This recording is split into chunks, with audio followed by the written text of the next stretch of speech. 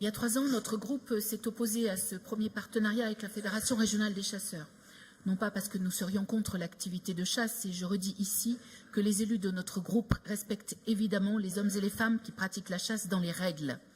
Mais, et nous avons d'ailleurs accompagné des opérations de régulation des espèces dans les 2 mandats précédents. Mais c'est surtout parce que le financement de ce partenariat reposait sur une origine financière liée à des baisses dogmatiques et drastiques des subventions aux associations de protection de la nature.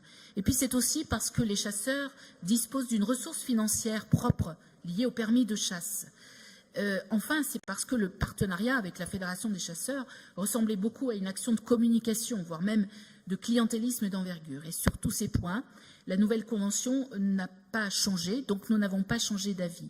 Néanmoins, quelques remarques sont importantes. Sur la forme, nous avons sollicité le report de cette délibération parce que nous n'avons tout simplement pas eu le compte-rendu de l'exécution de la précédente convention et surtout un échange avec les chasseurs. Nous l'avons demandé par 2 fois lors de la présentation du partenariat initial et cette fois-ci, tout simplement comme nous l'avons fait avec plein d'autres acteurs que nous finançons, que nous ayons été d'accord ou pas. Et vous nous l'avez refusé.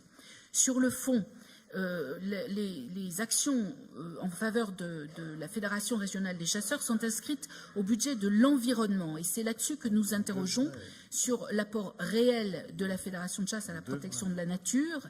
Il nous semble aussi que des résultats sont à attendre en matière de régulation des espèces. À Montbrison et à Roanne-en-Ville, nous avons trouvé des sangliers. Donc il est nécessaire aussi d'intervenir plus fortement sur ce point. Ça a été rappelé par les orateurs précédents. Nous nous interrogeons aussi sur les 600 000 € consacrés à la filière venaison.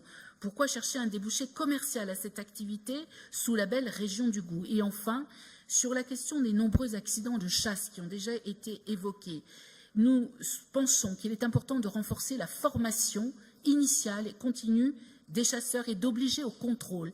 Et nous appelons de nos vœux une modification de la réglementation afin que l'usage de la nature puisse être sécurisé pour tous.